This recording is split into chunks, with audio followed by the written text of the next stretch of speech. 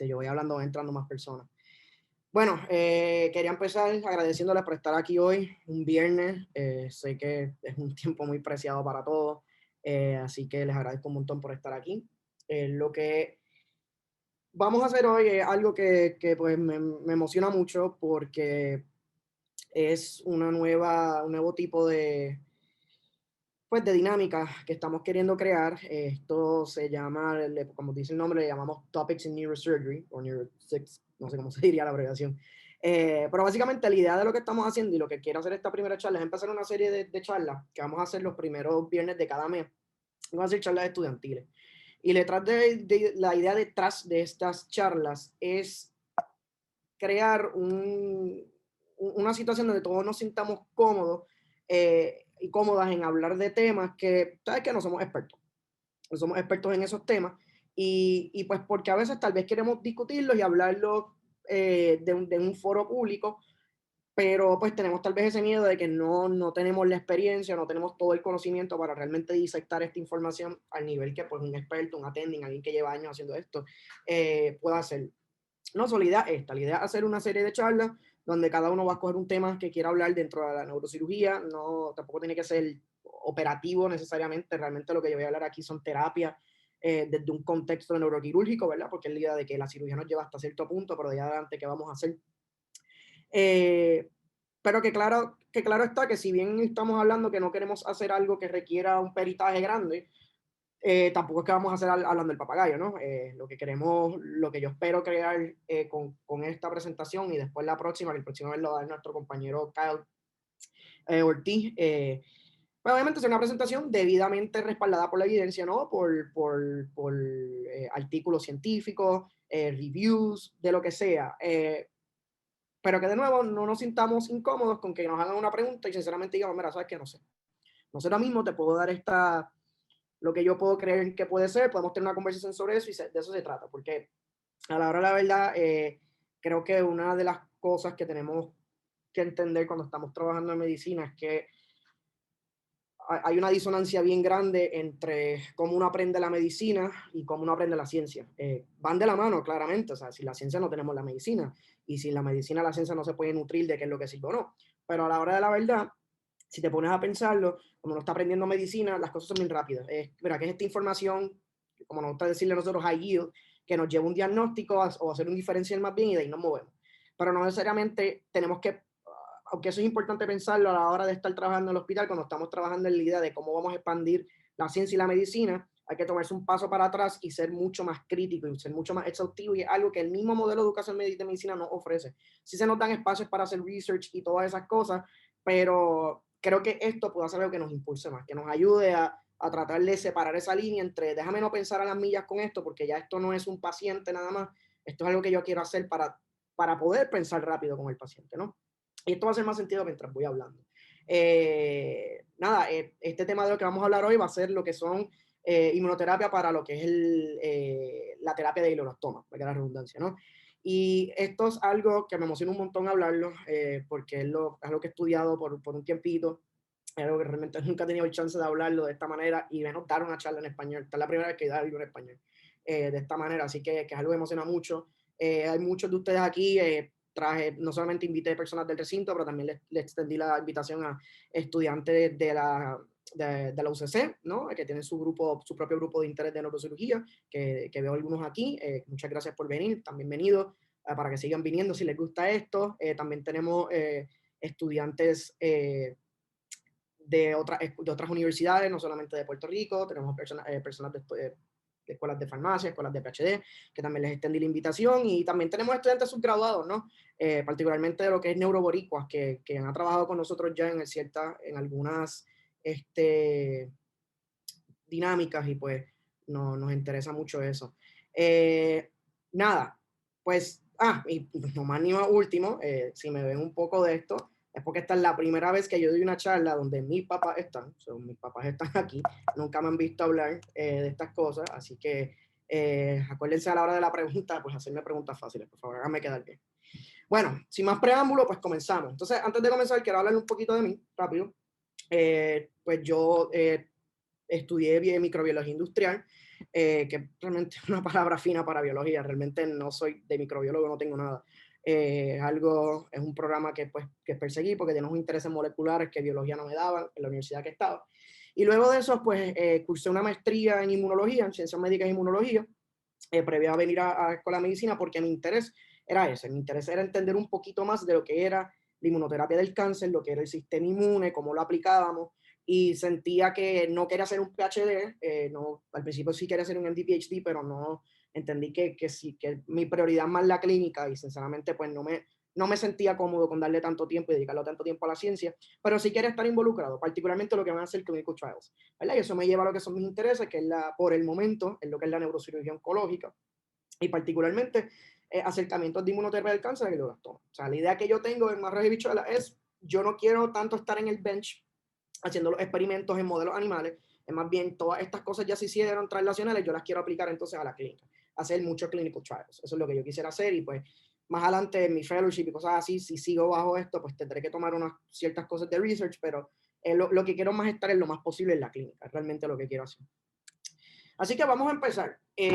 Esta charla no es una charla de inmunoterapia contextualizada en cáncer, esta es una charla más bien de cáncer contextualizada un poquito bien en inmunoterapia. So, hay que empezar primero entendiendo qué es cáncer, ¿no? El cáncer, primero que todo, no es una enfermedad, es un conglomerado de enfermedades que tienen unas características que las juntan, ¿no? Lo bueno del cáncer y lo malo del cáncer es que es complicado. Es malo porque obviamente no hay una oración para realmente simplificar todo de una manera técnica, pero tampoco hay una oración para hacerlo. Por tanto, se presta para muchas interpretaciones, que es importante porque el cáncer no se puede ver siempre de la misma manera. Dependiendo de ciertas características, tú te vas a acercar al cáncer de una manera, dependiendo de otras, te vas a acercar de otra. Entonces, esto, por esta razón es que quiero hablarles un poquito más del cáncer para que todos estemos en ese mismo punto de pensamiento y pensemos críticamente sobre el cáncer desde la visión que yo les quiero traer, que es una de ellas, obviamente. Hay más, pero quiero empezar con eso. Entonces, como les dije, un conglomerado, pero esencialmente es una enfermedad del DNA. O sea, esto es una enfermedad donde el DNA, entiéndase nuestro material genético, está siendo afectado.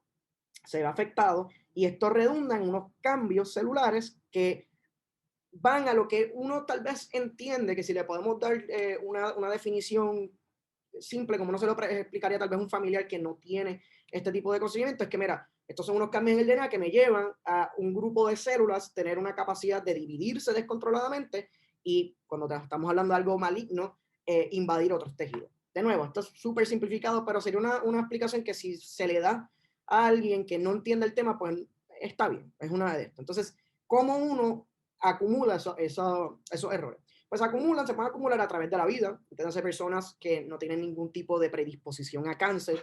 Eso no es tan blanco y negro, pero para efectos, asumamos que no tiene ningún tipo de síndrome o ningún tipo de enfermedad genética bien notable que le vaya a crear una predisposición, pero a través de la vida, por exposiciones ambientales, por ejemplo, como lo que es el cigarrillo, lo que es radiación y eso, pues se van acumulando, ¿no? A veces puede pasar estocásticamente porque nosotros estamos dividiendo millones y millones de células todo el tiempo y tenemos mecanismos para poder aguantar esos daños y arreglarlos, pero a veces fallan, y fallan particularmente cuando estamos más viejos, ¿no? Por eso la incidencia en cáncer sube con la edad. Lo otro que puede pasar es que se puede heredar. Se puede heredar, tienes tipos de cáncer que se puede heredar en el sentido de que puedes tener unas mutaciones genéticas que te predisponen a eso. Por ejemplo, lo digo ahora porque acaba de salir de gastro, lo que es el FAP gene, ¿verdad? Que te predispone a cáncer colorectal, el BRCA gene, esas mutaciones te predisponen a cáncer de mama. En neuro podemos pensar en el gen de la neurofibromatosis, NF2, que te puede dar neurofibromatosis, son básicamente es una constelación de síntomas, pero te pueden dar muchas formaciones de fibromas alrededor del cuerpo, te pueden dar particularmente schwannomas vestibulares bilaterales, usualmente son unilaterales, entiéndase que son tumores de lo que es el nervio auditivo, te dan de dos lados, pero tú usualmente piensas en un NF2 mutation. Y entonces, en el desarrollo embriológico, que a través del proceso germinal, pues todas estas células que se van dividiendo y diferenciando para traernos el cuerpo, ¿no? Lo que es un bebé viable, pueden haber errores, ¿no? Y pueden haber errores y puedes tener tumores con los que esencialmente nazcan, ¿no? El Wilms tumor, por ejemplo, es uno de ellos. El neuro, por ejemplo, lo que es el PNET, el Primitive Neuroectodermal Tumor, también puedes hablar y pensar del DIPG, el Diffuse Invasive Pontine Glioma, que son tumores increíblemente difíciles de trabajar comparado particularmente a los que son que tú adquieres a través de la vida, porque están tan integrados, porque son estructuras que iban a ser nosotros, que están dañadas, o están integradas a nosotros, es bien difícil manejarlas, como por ejemplo el caso de un DPIG, un DIPG, discúlpame, el Diffuse Invasive Pontine Glioma, donde básicamente está el pons completo envuelto en el tallo cerebral, tú no puedes sacar el pons, matas al paciente. Así que pues tenemos esos casos. Entonces aquí esto viene de un paper el cual en nuestros colegas del grupo de interés de oncología la semana pasada se dio una super charla increíble hablando de lo que son los hallmarks de cáncer, y eso viene de un título de un paper seminal bien importante que salió en el 2001, que literalmente The Hallmarks of Cancer. Esta es una versión que se le dio un update, se le integraron unos hallmarks nuevos, esto es del 2011 y aquí los estamos viendo. Y estos hallmarks, lo importante que sepan es que no todos los cánceres tienen que tener todos esos hallmarks, pero vas a ver algunos de ellos. Y más importante de eso es el hecho de que cuando tú estás pensando en cáncer, yo tengo un grupo de células, pero no puedes pensar en un grupo de células homogéneas que están dividiéndose ya. Los tumores se pueden ver como una red bien compleja, particularmente los tumores malignos. Tumores benignos son un poco distintos, pero los tumores malignos, que eso es lo que nos vamos a enfocar, son bien complejos. Tú tienes células, podemos ver aquí células endoteliales, podemos ver fibroblastos asociados a cáncer, podemos ver las mismas células parenquimales, entiéndase del órgano que se están derivando, y podemos tener importantemente células progenitoras y estromales como células madre, que eso siempre, particularmente hay glioblastoma. No hay una evidencia contundente, pero la mayoría de las personas estamos de acuerdo en que van a haber un grupo de células que no están activamente trabajando como tumores en el sentido de una parénquima funcional o no funcional, sino que es complicado decirlo porque más bien lo que están haciendo son chiquitas, pero siguen dando células. Por más que tú trates estas células que tú consideras cáncer, estas pocas células que se pueden quedar bien poquitas, se pueden quedar, son difíciles de encontrar y pueden surgir entonces a recurrencia. Es el modelo que está ahora mismo y el cual pues tiene bastante apoyo, aunque no hay nada todavía como que súper indiscutible. Entonces, ¿qué es el sistema inmune? Pues el sistema inmune, estoy prejuiciado obviamente porque estoy en inmunología, pero para mí es el sistema del cuerpo más increíble y más versátil y más relevante, ¿verdad? Porque el sistema inmune está en todos lados, y no solamente en todos lados de términos anatómicos, con ciertas excepciones que se le dan tejidos privilegiados inmunológicamente, pero también está bien envuelto en muchas patologías. O sea, de alguna manera u otra tú vas a encontrar siempre, piensa en un tipo de enfermedad, tal vez de manera genérica, y pon immune system y vas a encontrar un paper que tenía algo que ver. Realmente estamos en muchos lados. Pero ¿qué es el sistema inmune en esencia? Pues el sistema inmune sabemos que es lo que nos protege, ¿verdad? Y particularmente ahora que nos estamos poniendo estas vacunas para el COVID, que por favor, si no se la han puesto, pónganselas cuando puedan, es importante, es lo que nos ayuda entonces a defendernos del virus. Y es verdad, pero también hay mucho más, ¿no? Y para llegar a eso hay que describir cómo se ve. Entonces, el sistema inmune tiene dos ramas importantes. Tiene la rama innata y la rama adaptativa. Lo bueno del sistema inmune es que está nombrado y de la manera que trabaja es una manera un poquito intuitiva. Y yo siempre uso la analogía de pensar en una rama de la milicia, por ejemplo, ¿no? Vamos a usarlo, si yo, el Navy. Pues el sistema innato, pues son tus privates, tus cabos, ¿sabes? Lo más que tú vas a tener. Estos soldados que no están especializados para hacer nada bien brutal. O sea, lo que están es, cada uno tiene unas funciones, ¿verdad? Tú vas a tener lo que es la infantería, vas a tener los que hacen esto, vas a tener los que hacen otro, pero no es que van a trabajar con problemas muy específicos, ¿verdad? Van a trabajar con problemas bien generales. Y entre esos, pues vamos a tener entonces, por ejemplo, discúlpenme, los monocitos. Los monocitos son los que conocemos que se dividen a macrófagos. Los macrófagos son los que se comen todo, básicamente. Tenemos los neutrófilos. Neutrófilos son bacterias, dígame, Cristo amado. Estos células inmunes que están asociados a lo que es el manejo de bacterias, ¿verdad? Seguimos un CDC, vemos neutrófilos altos, pensamos rápido en infección bacterial. Están asociados, por ejemplo, a el temido acné. Cada vez que nos da un barrito y te lo explotas, el pus, esos son neutrófilos. Eosinófilos están asociados entonces a lo que es la respuesta parasítica. Basófilos con células mastocíticas están asociadas entonces a lo que es alergia. Si algo te dio alergia, te dio rash, si alguno de ustedes desafortunadamente pues padece de algún tipo de alergia severa, algún tipo de comida, esto es lo que lo está trabajando, que es lo que libera histamina. Entonces, el último, pero no menos importante, las células dendríticas. Las células dendríticas son bien importantes porque conectan entonces, es lo que nos permite conectar el sistema inmune innato con el adaptativo. no es solamente las células dendríticas, ¿no? Los macrófagos tienen que ver, incluso células inmunes adaptativas también tienen que ver con esto. Pero para efectos de discusión vamos a pensar en este tipo de células que son las que nos conectan aquí. ¿Cómo hacen? Pues mira, ya yo te dije que esto va a trabajar con lo general. Esto trabaja con bacterias, esto trabaja, significa que trabajan con parásitos, esto con alergia. Pero ¿qué pasa cuando particularmente vamos a pensar en un virus? ¿Ok? En un virus entró al cuerpo. Esto es lo que, esto, no todas estas células van a responder, pero particularmente van a responder los macrófagos y los células dendríticas. Van a responder el virus, como saben, es un parásito intracelular obligado, va a estar dentro de células infectadas y van a empezar a dividirse, van a romper la célula y van a seguir haciendo el proceso de infección. Si todo sale bien, si tienes un catarrito normal de 24 horas, 2 o 3 días, esto usualmente se encarga, ¿no? Eventualmente si hay un engagement del sistema inmune adaptativo, pero básicamente con el sistema inmuninato tú estás bastante bien. Pero ¿qué pasa si tú tienes, por ejemplo, el COVID? Vamos a pensar en el COVID, ¿verdad? Que está lo que estamos pensando ahora.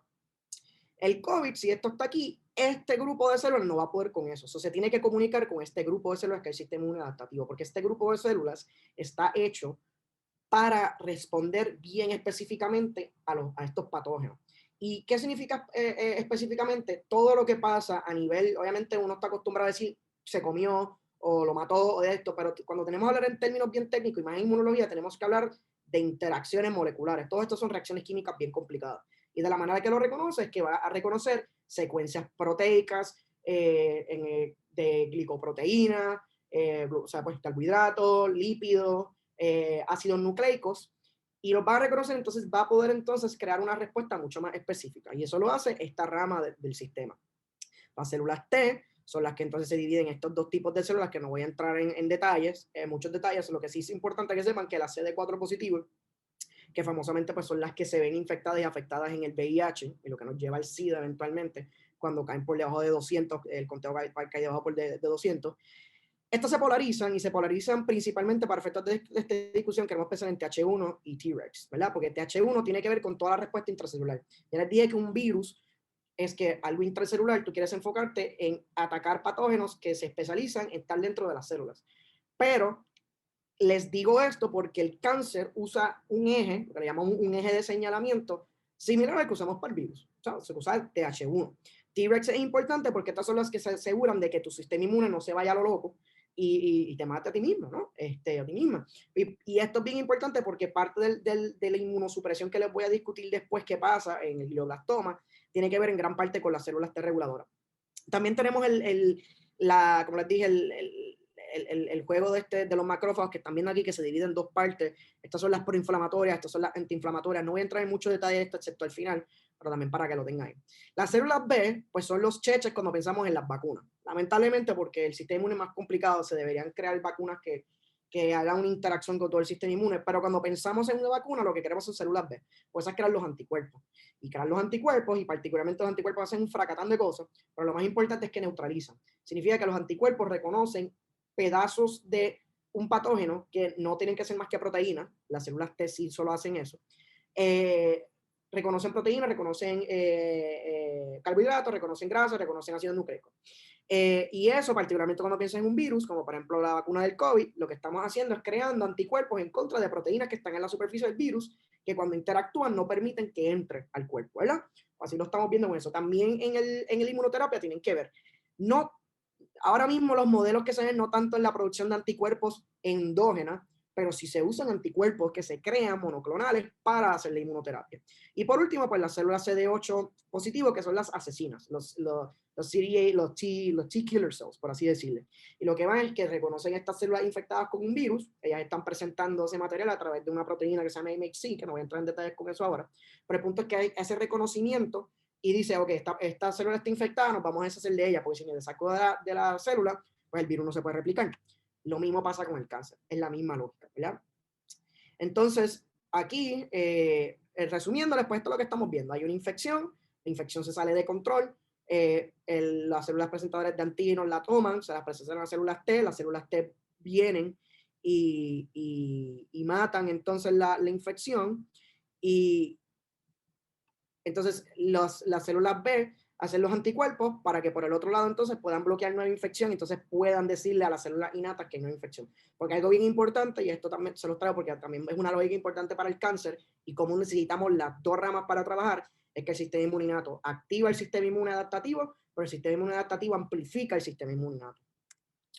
Entonces, de nuevo, esto es otra grafiquita que está resumiendo lo que les estamos hablando. Estamos en la raminata, estamos toda la infección, se descubre la infección, nos movemos a la región adaptativa, y a la región adaptativa entonces nos movemos a lo que es trabajar con el patógeno.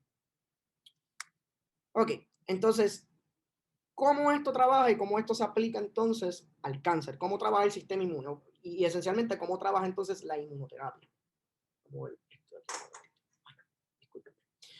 Pues mira, como esto trabaja, esto se describe primordialmente en un paper que se publicó en el 2002, donde se habla de las 3 Es y se habla de inmunoedición. Antes se hablaba de una inmunovigilancia, un immunosurveillance, pero eso no refleja el tecnicismo de lo que está pasando, porque como les dije, estas son reacciones químicas. El sistema inmune no tiene una conciencia donde dice, ah, mira, eso es malo. Lo que hace es que está interactuando, moléculas están interactuando constantemente y cuando hay una que cumple unos parámetros específicos para que el sistema inmune se active, asumiendo que esto es una persona inmunocompetente que no tiene autoinmunidad o una deficiencia inmune, pues entonces llevas a la interacción y se van editando. Vas matando ciertas células que presentan ciertas proteínas y otras que no las mata. O tal vez lo que pasa aquí, que es donde entramos en las 3E, tenemos escape. Entonces, como se refleja en un modelo bien simplificado, pero que sí acapara lo importante de esto, es que tú vas a tener 3 Es. Está la eliminación, el equilibrio y el escape.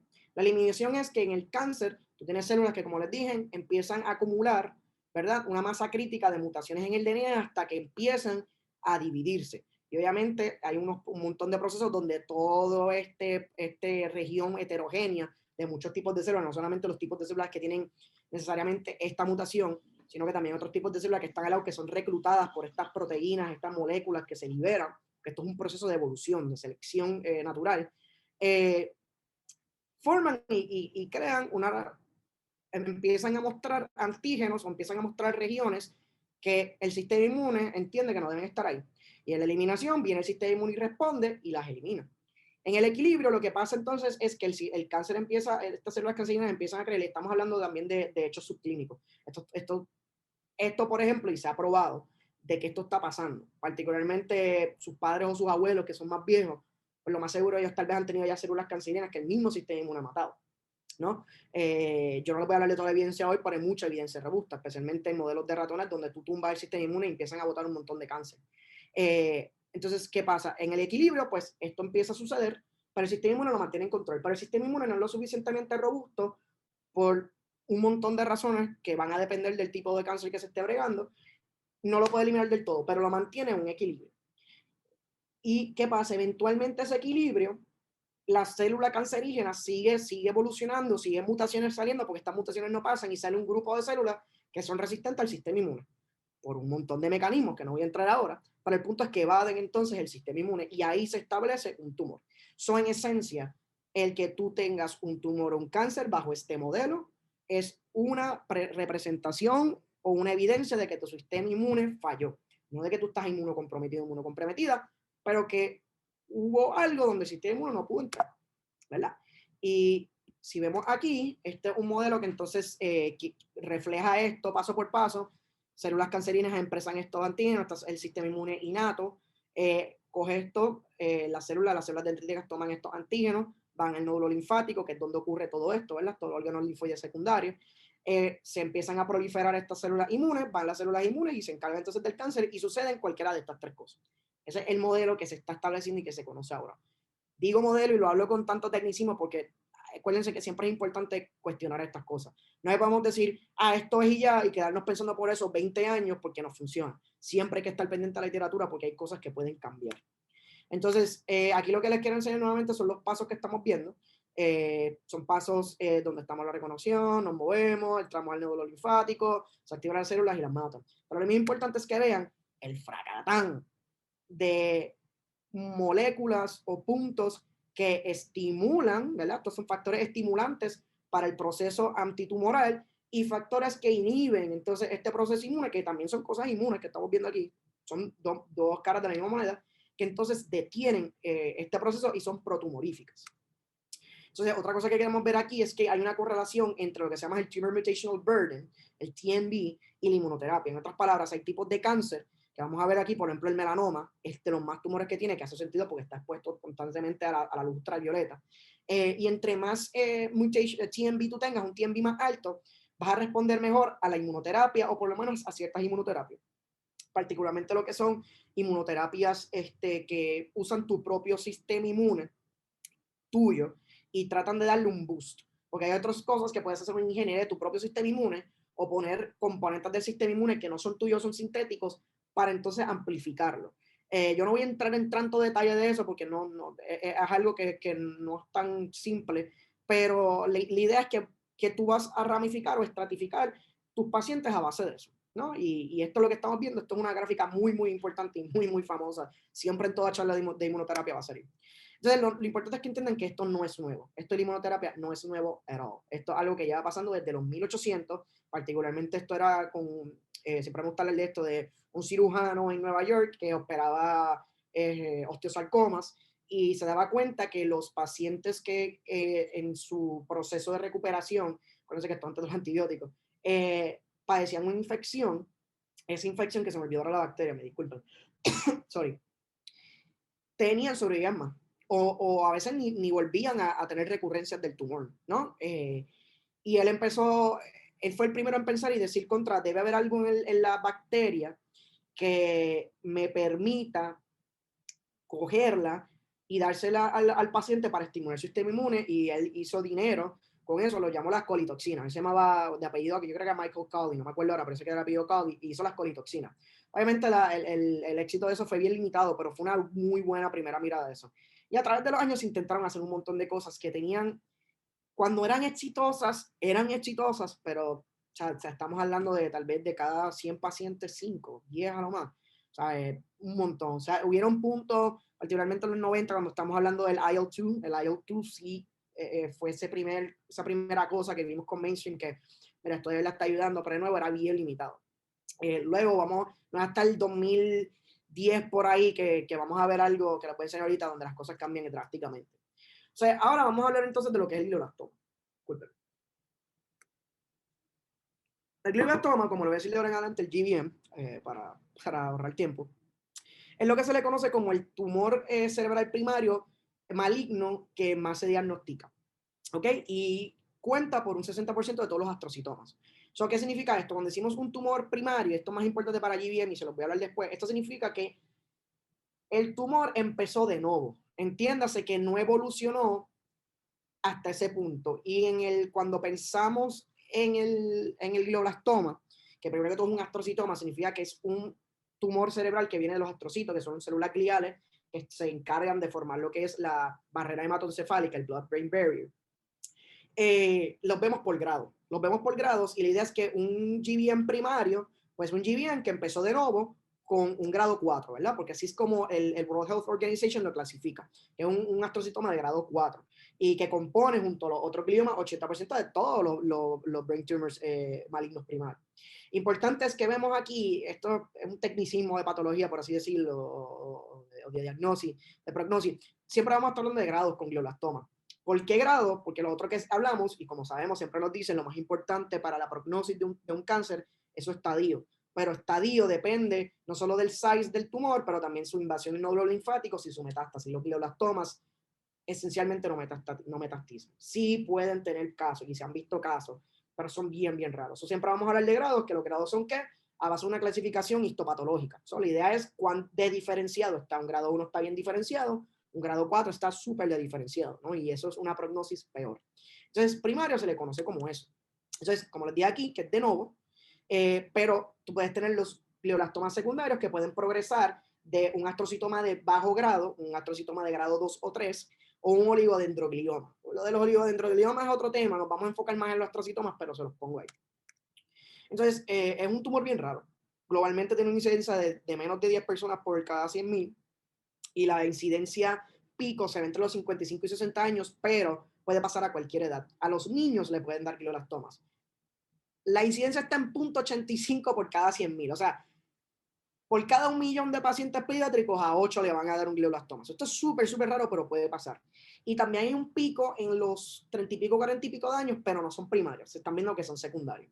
Eso que si pensamos, por ejemplo, en Beau Biden, el hijo del presidente Joe Biden, que murió de un glioblastoma relativamente joven, podemos pensar que él posiblemente tiene un glioblastoma secundario.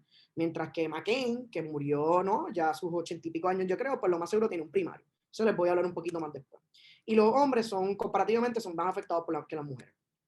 La incidencia es mayor en pacientes blancos y también en lo que son pacientes del occidente, pero eso último se debe tomar con gran sal porque también hay que pensar en que en países menos desarrollados las capacidades diagnósticas y el acceso a la salud no es tan buena como en el lado occidental, ¿no? Así que, y en países más desarrollados, así que hay que tomar eso en cuenta, pero lo más probable hay mucha underdiagnosis. Los GBMs, es importante entender que los GBMs tienen un grado bien, bien grande de heterogeneidad intertumoral entre cada tumor, no todos los tumores son iguales, e intratumoral. Tú sacas un GBM y un cantito puede verse de una manera y otro cantito puede verse de otra manera, ¿no? Y eso es súper importante porque esto complica un montón el tratamiento, un montón. Y eso es lo que necesita, ¿no? Nos debe impedirnos, ¿no?, a seguir haciendo investigaciones para caracterizarlo. Ahora mismo el GBM, sin tú caracterizarlo, empezar a tirarle cosas, pues mira, funciona, si no, no, pero yo les puedo casi asegurar que hasta que no entendamos bien el tumor no vamos a poder hacer mucho. Y aquí está una representación, no entras en detalle, pero es para que vean la complejidad genética que tiene el GBM, ¿no? Tanto los primarios que nos vamos a enfocar como los low-grade acistrocitomas que puedan pasar a un glioblastoma secundario. Importante que vean que también los GBM se dividen en unas clasificaciones genéticas que están un poquito anticuadas. Hay unos artículos recientes donde quieren mover eso y cambiar un poco la clasificación, pero vemos 4 tipos: proneurales, neurales clásicos, mesenquimales, que tienen distintos tipos de prognosis en el contexto del standard of care. El mesenquimal usualmente es el peor, pero no les voy a hablar más de eso para que vean lo complejo que es.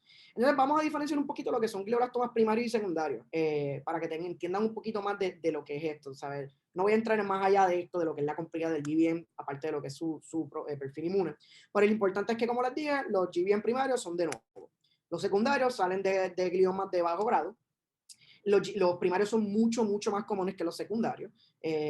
Salen como un 95% de ellos, son GBMs, son primarios, y mientras que 5% de los GBMs son secundarios, ¿no? Son mucho menos. Usualmente los primarios están asociados a lo que es un isotipo no mutado o wild type de la enzima isocitrato de hidrogenasa 1, la isoforma 1, mientras que entonces los secundarios están asociados a mutaciones. Eso tiene una importancia que les voy a hablar ahorita. Y entonces la edad de diagnóstico usualmente un primario es 62, mientras que un secundario es 45. Y entonces vemos una razón más marcada de hombres a mujeres en un primario, mientras que vemos una razón menos marcada de hombres a mujeres en los secundarios. Entonces, ¿qué es lo que es el fenotipo de IDH mutant, como le dije? Pues el fenotipo de IDH mutant, si se recuerdan, el IDH, ¿no?, el isocitrato de hidrogenasa, es lo que nos recordamos de nuestra bioquímica de primer año, de las que siempre nos queremos olvidar, y está en el ciclo de Krebs, donde entonces convierte lo que es el isocitrato a alfa-cetoglutarato, ¿verdad?, que es un metabolito del ciclo de Krebs, que entonces sigue el proceso pues para formar los NADH y seguir por ya todo lo que lo conocemos. Usualmente lo que estamos pensando para eso es el IDH3, eso es lo que conocemos y lo que aprendemos. El IDH1 tiene otro tipo de distribución, pero lo importante es que cuando tienes una mutación en IDH1, en vez de crear alfa-cetoglutarato, tú creas 2-hidroxiglutarato. Y el 2-hidroxiglutarato, lo que nos lleva, y quiero que se enfoquen, es un fenotipo de metilación de DNA y de histonas. Y sabemos que cuando tú metilas, no expresas. Cuando cetilas, expresas. ¿Y por qué es importante no expresar?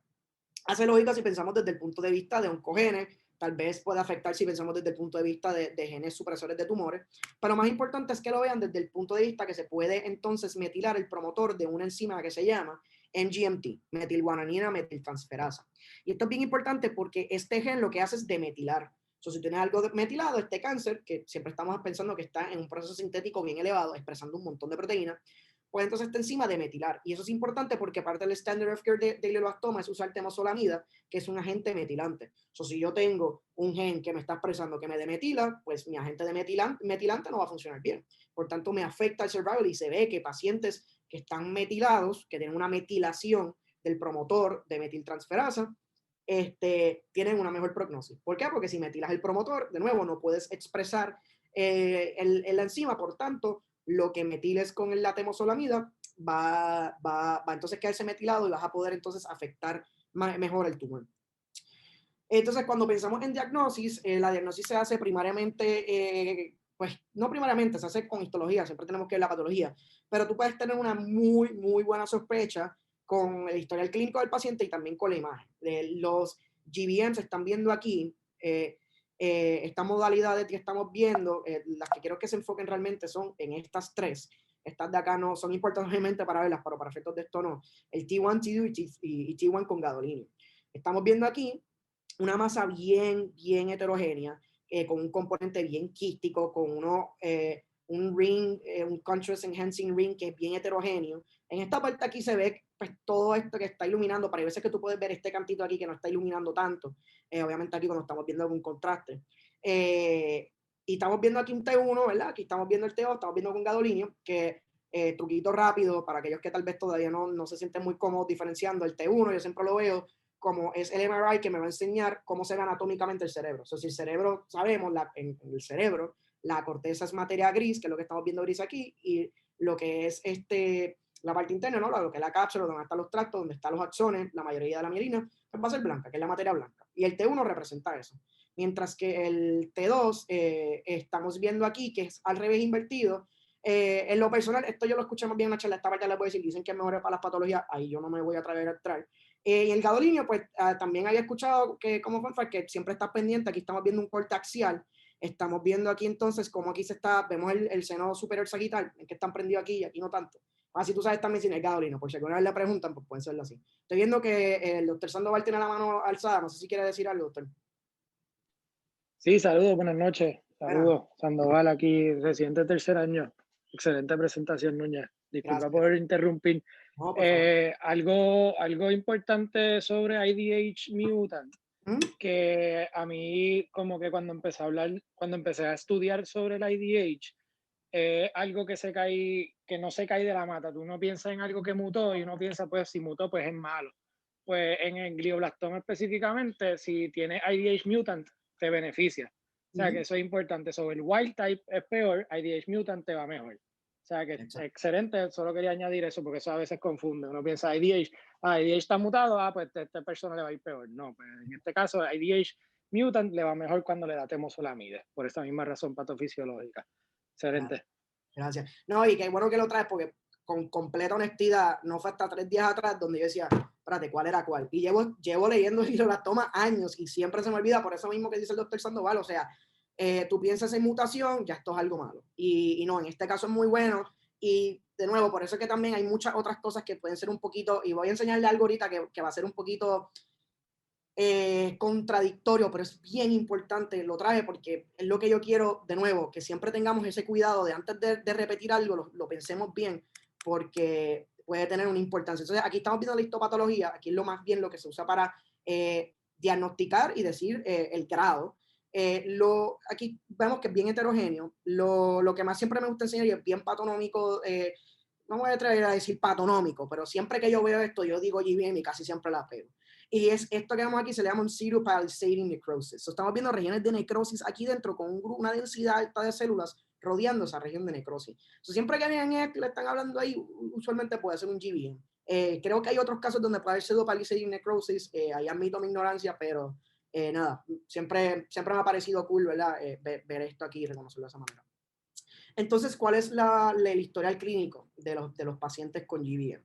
Pues mira, lo que sucede es, o la presentación clínica, es que cuando tú tienes un clinically diagnosed primary GBM, le hago un hincapié rápido a eso al lado. Digo clinically diagnosed porque va bajo el entendimiento del historial clínico del paciente de que esto salió de nuevo. En otras palabras, yo les puedo hablar de un caso una vez que vi donde se le operó a un joven de 28 años con un low grade astrocitoma, grado 2, grado 3, y después estábamos discutiendo el caso después de que interactuamos con el paciente en la clínica, que by the way, si alguna vez han estado en las operaciones, estén en la clínica también. Para mí la clínica es súper, súper importante.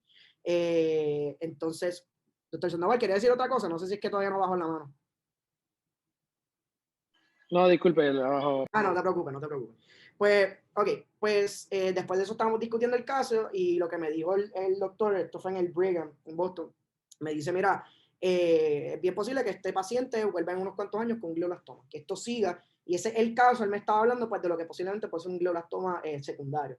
Pues eso es una diagnosis clínica, por así decirle, porque tú histopatológicamente puedes coger un glioblastoma ya grado 4 y yo no sé realmente cómo, yo intenté buscar, pero no sé cómo. Tú puedes darte cuenta que, mira, tienen unos patrones y unas características que tú sabes que esto era primario. Y una de las cosas, les dije que los primarios están asociados a IDH wild type, secundario IDH mutant. Una de las cosas que hacen es a veces usar IDH mutant como un marcador de primario versus secundario. Si tú ves la evidencia, no necesariamente eso va 1 a 1, porque a veces tú ves que los porcentajes de incidencia cambian. Entonces, si me estás diciendo que IDH mutant tiene este número, pero después me dice secundario, clínico es otro, pues entonces no hay un solo AP necesariamente, ¿verdad? So, de nuevo, se coge con un granito de sal, pero en la neurocirugía las cosas, tener una evidencia bien fuerte es bien, bien difícil. So, se coge lo que se puede y siempre y cuando sea predictivo y ayude para el paciente, pues se sigue usando, ¿no? Pero de nuevo, siempre ser crítico con lo que estamos leyendo. Nada, I digress. Pues estamos viendo que tienen un historial clínico de usualmente de 3 a 6 meses, un min de 6.3 meses, mientras que los secundarios se tardan mucho más. Pueden tener un historial clínico hasta 16 meses antes de entonces llegar a lo que es la presentación de la diagnosis. Entonces, los pacientes con GBM pueden presentar muchos síntomas. Esto van a depender particularmente de lo que es el daño parenquimal. Y lo que va a ser la presión intracraneal elevada y lo que va a ser la localización del tumor. Y esto puede ser, por ejemplo, déficit focales neurales, si por ejemplo tienes un glioblastoma en el lado izquierdo, ¿no? Región posterior del lóbulo frontal, región parietal temporal, tú puedes tener problemas de oír, si estás afectando el área de Wernicke, el área de Broca, el habla, las radiaciones en la región parietal, estos postaláncos, radiación parietal, radiación temporal, puedes tener visual loss, puedes tener una cuadrantanopia, puedes tener una mianopsia. Dolores usualmente siempre son unilaterales y progresivos en intensidad. Son dolores bien, bien fuertes, no son como por ejemplo un aneurisma que va a ser ese thunderclap, esto es el peor dolor de mi vida, pero se va a poner poco a poco peor hasta que realmente no se pueda aguantar. Entonces, dependiendo si es la región temporal, por ejemplo, tú puedes tener también la presentación de convulsiones. Si es suficientemente grande y el efecto de masa es grande, porque usualmente estos tumores, su localización es supratentorial, pero si es grande la presión, puede entonces afectar lo que serían estructuras del tallo cerebral y causar náusea y vómito. Entonces, el tratamiento es increíblemente complicado. Eso es uno de los tratamientos más complicados en la oncología. A través de los años, la prognosis ha mejorado drásticamente para todos los cánceres. Para el GBM ha mejorado, pero bien poco. Yo creo que la última gran mejoría que se ha mostrado fue en el 2005, cuando se añadió el régimen de radiación y temozolomida concomitante.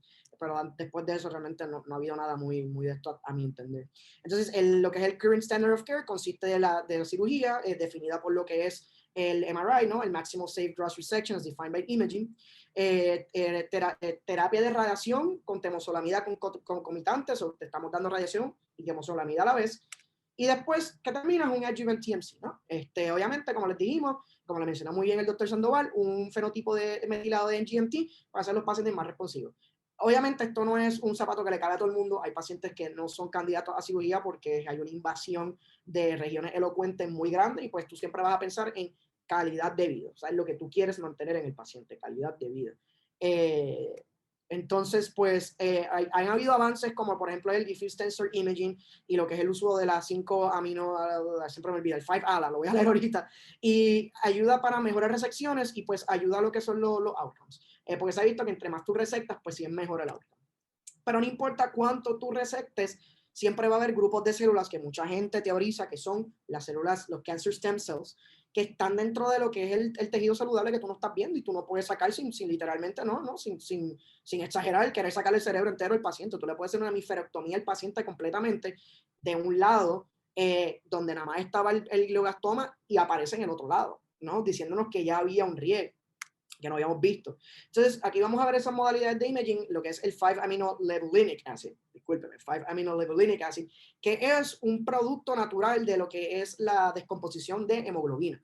Y estamos viendo aquí en este proceso intraoperatorio, donde estamos viendo, donde se está usando un guided MRI, estamos viendo en el centro de lo que es el glioblastoma. Aquí estamos viendo un glioblastoma, por ejemplo, que está bien chulito. O sea, si están viendo aquí, ven que está bien homogéneo en su alrededor. El otro que le está enseñando tiene unos edges bien feitos. Este está aquí. Pero ese le dio bien heterogéneo. No puedes ver un MRI y decir eso, esto, pero sí puedes tener una sospecha bastante grande. Ven en el centro de la región necrótica, aquí lo estamos viendo microscopio normal y aquí estamos viendo bajo un filtro de fluorescencia, no se ve nada. Estamos viendo patológicamente, pues entonces la necrosis. Y aquí pues estamos empezando a ver cómo sí estamos viendo regiones que iluminan, particularmente estas regiones que hacen el enhancement, que son regiones que están densas en células, las podemos ver aquí y están metabólicamente bien activas.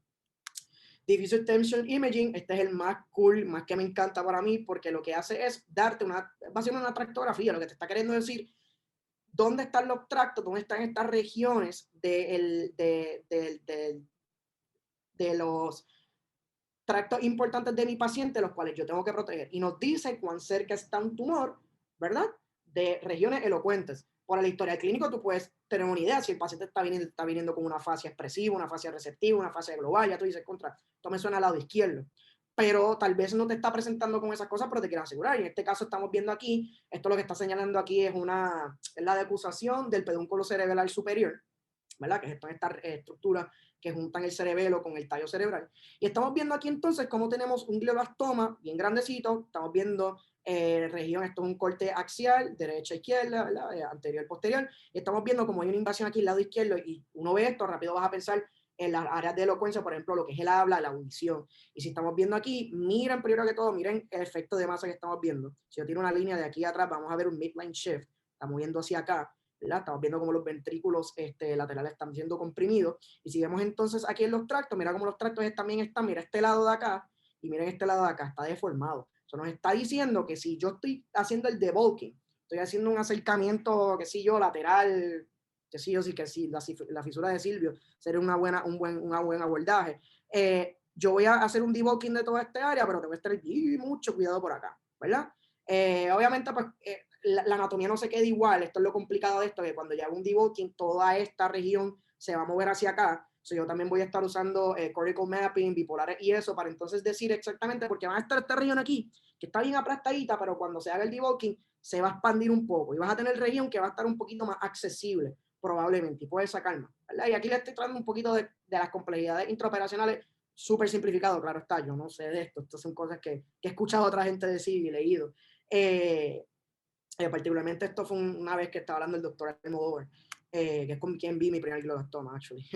Pues entonces, ¿qué pasa? No importa lo que tú hagas, 70% de todos los glioblastomas van a recurrir dentro de un año.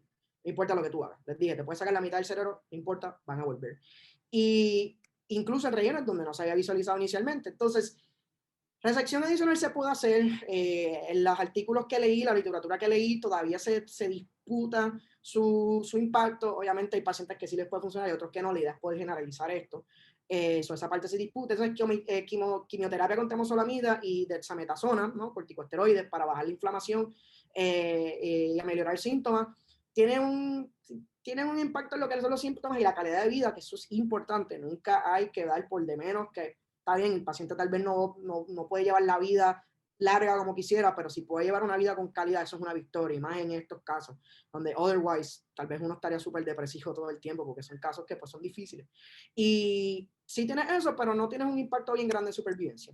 Se puede usar bevacizumab, que es un anticuerpo en contra de VEGF, que eso es una molécula que es para angiogénesis, ¿no? De formación de vasos sanguíneos nuevos. Y tiene un impacto en el Progression Free Survival, el PFS, pero no tanto en el OS, en el Overall Survival. El median OS para lo que es un glioblastoma primario es 11.3 meses. Que ahora en adelante esto es lo que realmente vamos a estar viendo y pensando. Les traje lo que es el secundario para que vean que esto es un poquito más complejo, pero lo que nos vamos a estar enfocando realmente va a ser, de ahora en adelante vamos a pensar en esto. Pero los secundarios tienen un Overall Survival casi doble, ¿no? Básicamente, pero aún así, a 5 años ya las cosas se emparejan bastante, ¿no? Y menos del 5% de los pacientes pueden vivir tanto tiempo. Esto es para que vean supervivencia. Hay un fracatán de gráficas de esto, comparando distintas terapias. Estas se las puse porque este fue el último cambio al standard of care que se hizo, que es que usando radioterapia sola, después de la resección, justo después de la resección, después, pues si ves un improved survival, si haces radioterapia, contemos solamente. No, y eso es el último cambio que se ha hecho el standard of care, que pues hay un cambio, hay un impacto significativo, lo estamos viendo aquí, no es algo que debemos pensar que no es relevante. Entonces, ¿cuál es el perfil inmune del glioblastoma? El perfil inmune del glioblastoma se ve afectado primero que todo porque el cerebro es se piensa que, o hay mucha gente que piensa, que puede pensar que el cerebro es un órgano privilegiado inmunológicamente. ¿Qué significa eso? Que no hay un acceso del sistema inmune, tanto del sistema inmune al órgano como del órgano al sistema inmune, y por tanto no es un área que se puede inflamar rápido, que no puede haber una respuesta inmune rápida ahí y eficiente por lo que sea. Eso pasa, por ejemplo, en los testículos, si es una región que es inmunológicamente privilegiada, o en el ojo, una región que es inmunológicamente privilegiada, pero el cerebro no. El cerebro sí tiene interacción, pero es bien limitada, principalmente por lo que es la barrera hematoencefálica. Encima de eso, los GBMs se le consideran lo que en la inmunología le decimos los tumores fríos, porque no son inmunogénicos, ¿verdad? Usamos la analogía frío como cuando se te inflama algo, se te calienta, ¿sí? El calor y el rubor de los 4 efectos calientes de la inflamación, pues el GBM es frío, no se te va a inflamar. Yo tengo problemas con esa palabra porque inflamación es llegada de factores inmunes, llegan factores inmunes, solo que no son antitumorales, son protumorales, suprimen. Y encima de eso, ¿cómo lo hace el GBM? Lo hace porque directamente el tumor puede secretar y tener moléculas que modulan lo que se le llama el microambiente tumoral. Esa región donde está el tumor se le dice el microambiente tumoral. Lo puede modular haciendo inmunosupresivo, pero también puede traer indirectamente, puede hacerlo a través de entrando células inmunes como las células T reguladoras para que creen un ambiente inmunosupresivo. También es importante entender que el GBM, ¿se acuerdan esta gráfica que les enseñé? El GBM presenta bien pocas mutaciones o bien pocas, más bien, neoantígenos. Porque la idea es que el cáncer, cuando, como igual que el virus, el cáncer cuando muta, que presenta proteínas nuevas. Y esas proteínas nuevas son proteínas que el cuerpo reconoce como exógenas porque en el proceso de crear tolerancia, pues no estaban. Eso dice, mira, eso no es de aquí, y las mata. Entre más neoantígenos tú tengas, más inmunogénico vas a hacer o más respuesta inmunogénica vas a tener. El GBM tiene pocos neoantígenos. Tiene mutaciones, pero esas mutaciones no necesariamente redundan en neoantígenos que reconocen, que puede reconocer el sistema inmune. Entonces, el standard of care también afecta, porque se ha visto que la dexametasona afecta grandemente, y eso lo vamos a ver, les voy a enseñar unos datos ahorita para un trial que se hizo con checkpoint blockade, baja grandemente y suprime la respuesta inmune, y también afecta lo que es, o sea, por los efectos que hacen todos los esteroides que regulan a nivel genético, pero también regula a nivel genético que células inmunes como los T-Rex empiezan a expresar moléculas inmunosupresivas. Así que también la temozolomida, porque están metilando, va a afectar células también que están saludables. Incidentalmente o interesantemente, la radioterapia no hace eso. La radioterapia sí se ha mostrado que es proinmunogénica, porque lo que hace es que daña las células cancerígenas y las rompe. Cuando tú rompes, estás liberando todo eso que tal vez no hubieras visto, porque la idea es que lo tienes que expresar en la superficie de tu célula. Y neoantígenos en la superficie de tu célula no vas a tener. Pero si están dentro tuyo, explotan la célula, vuelves bien inmunogénico, porque también dentro de la célula hay muchas cosas inmunogénicas. Por eso cuando tú te doblas el pie, se te hincha. Eso es inflamación, no tuviste una infección. Lo que pasa es que dentro de tu célula, cuando se rompe y se muere, liberas cosas que son bien inmunogénicas. Tanto liberas cosas que tal vez el sistema inmune no hubiera visto, que ahora puede ver mejor, y tanto puede ser que los neoantígenos, tan poquitos como eran, ahora pusiste más caliente el tumor. Estamos viendo cómo esto es bien complicado, una cosa se conecta con la otra, ¿sabes? Hay un montón de partes moviéndose. Entonces, por todo esto que le estoy diciendo, tanto del GBM como lo que es el standard of care, ¿no? Lo que es el cuidado que se le da estándar al paciente, hace que todo tipo de terapia es un problema, pero la inmunoterapia también es un problema, y es por esa heterogeneidad bien exquisita que tiene. Aquí estamos viendo una gráfica que les está resumiendo eso, ¿verdad?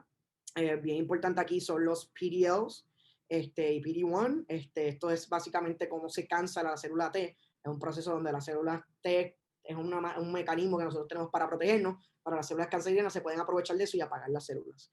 Tenemos aquí también este proceso metabólico, o sea, no solamente lo que expresa una célula, también puede ser el proceso metabólico que se crea. O puedes coger lo que se llama endolamina deoxigenasa, coger triptófano y lo convierte en quinurrenina, y eso puede convertir las células T en células T reguladoras, plus que le estás quitando el triptófano, que es importante para el metabolismo y función de la célula inmune.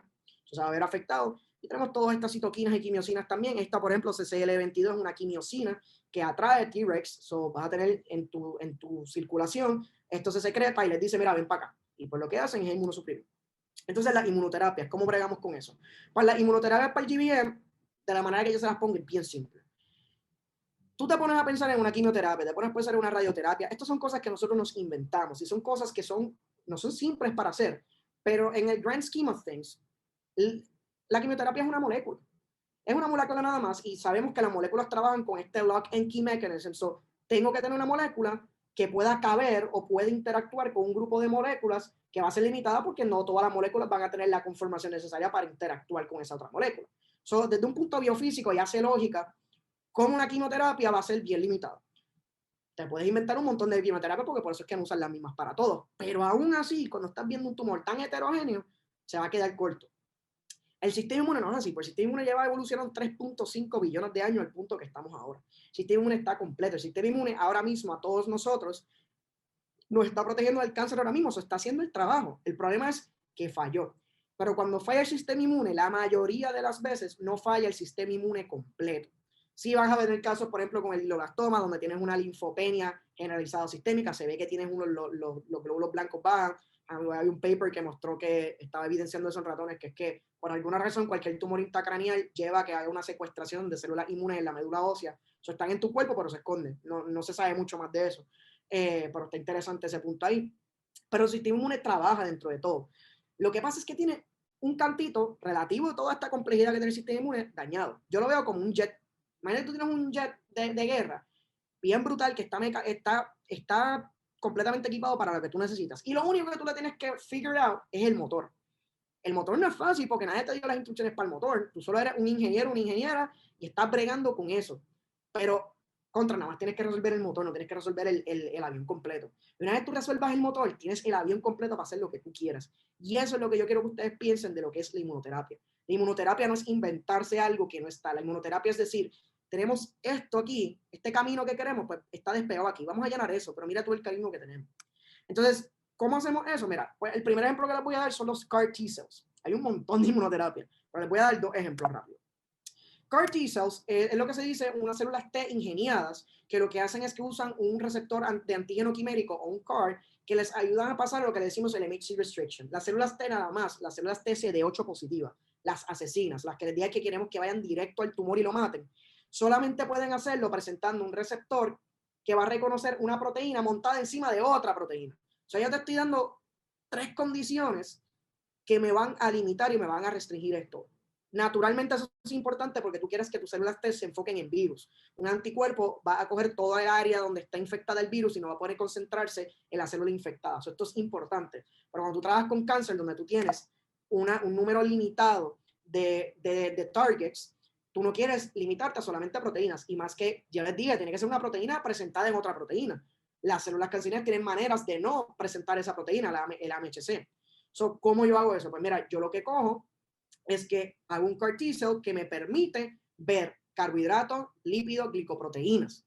¿Y cómo yo hago eso? Pues de la manera que se hace es que tú coges el dominio que reconoce antígenos de un anticuerpo, los anticuerpos pueden reconocer todo lo que quieran, y tú lo vas a juntar entonces con la maquinaria intracelular de la célula T. So, todo lo que necesitas que la célula T tenga dentro de la célula para prenderse, porque lo de afuera es una cosa, lo de adentro es otra, lo vas a tener ahí.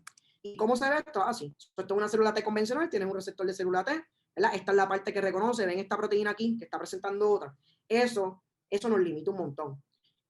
Pero ¿qué pasa si yo cojo y quito esto y nada más le pongo esto de aquí, que es el anticuerpo, es la región de un anticuerpo que reconoce lo que sea, puede reconocer un tumor antigen que vamos a suponer es un carbohidrato, o sea, una mucina, por ejemplo, en la superficie de una célula cancerígena, lo que hago es que yo la junto a este tipo de moléculas intracelulares que son las que me activan la célula. Y al juntarlas de esta manera, puedo bypass eso. Y es una manera de tener que, de nuevo, la lógica. Le puse el motor al fighter jet. La célula T es el fighter jet, es el jet de guerra. Le conecté eso y ahora puedo ir para allá abajo. Este es otro ejemplo, ¿verdad? Porque un poquito mejor, que se ve un poquito mejor. Hay distintas generaciones. Lo único que redunda es que activan mejor. No voy a entrar en esos detalles. Y este es el proceso, como se hace. Se coge las mismas células del paciente. Yo saco las mismas cosas del paciente, hago una transfección, aquí es donde CRISPR-Cas9 entra, es bien importante usarlo. También se pueden usar retroviruses, virus es un disparate en español, retrovirus, y se transfectan y se entran en el paciente. Esto es súper complicado, esto es súper complicado. Yo nunca hice esto en el laboratorio, pero trabajé con gente que lo hacía y esto es un hit or miss. Pero una vez lo hace, está súper brutal. Entonces, ¿cómo lo vamos a ver? Pues el primero, donde esto se puso bien bonito, fue usando Tisangilin Closel, ¿verdad? que es básicamente un CAR T-cell que reconoce CD19, ¿verdad? Y CD19 es una molécula que se usa para identificar células B y se usa particularmente entonces ¿qué? En una leucemia, una leucemia linfoblástica aguda, ¿verdad? Una acute lymphoblastic leukemia, ya sea B o T-cell. Y lo que se hizo es que se dio a estos pacientes, ¿verdad? Porque estas células expresan CD19, lo cual es bueno porque solamente son las células B y no importa si tú atacas todas las células B, porque las células B tú puedes darle inmunidad pasiva, le puedes dar anticuerpos al paciente aunque pierda las células B. Es algo que tú no te tienes que preocupar por tanto si tú pierdes las células saludables, que las vas a perder. Sí hay un proceso donde eso pasa. Pero el punto es que en este trabajo se cogió, en este clinical trial, 30 pacientes, 25 pediátricos y 5 adultos con un ALL de células B o células T que o ha relapsado o está refractorio a terapia, ¿no? Cuando esto pasa, esto es bien malo. Ya básicamente es una diagnosis, ¿no? ¿no? Desahucias al paciente, esencialmente, ¿no? Se le da paliativo lo más que se pueda, pero usualmente no van a responder. Estos eran casos bien complicados ya. Y lo que se vio fue que después de hacerles una infusión de estas células CD19, a los 6 meses, 67% de todos estos pacientes tienen una supervivencia sin evento, en otras palabras, que no estaban presentando síntomas, estaban bien, estaban saludables, y 78% de estos pacientes estaban vivos. Esto está increíble, o sea, aquí lo podemos ver. Ven aquí, este es el confidence interval, pero lo que queremos fijarnos aquí. Estos son pacientes que no estaban respondiendo a terapia. O sea, y estamos viendo que casi 80% de ellos están vivos a 6 meses. Y sí, 6 meses es poco, quieres verlo a largo plazo, ¿no? Y este paper se quedó ahí corto y por cuestión de tiempo les voy a poner las otras observaciones. Pero 6 meses y con casi 70% de event free, que es que este paciente no le está pasando mal, o sea, está dentro de todo teniendo una calidad de vida bastante buena.